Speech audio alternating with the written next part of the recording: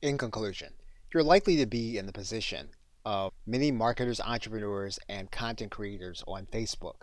You have both a business page and a group that you manage, and you want to be able to go live in both of them. And so, what you can do is you can go live by starting this button. We're going to click Go Live, and we're going to go live onto our page. What we can do is then go to that actual page.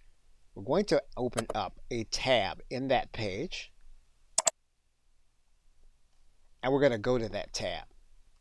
You'll notice then that your video is live on your page, and what you can do is you can then click the share button, and you can then share into a group. Once you do that, you'll then click post,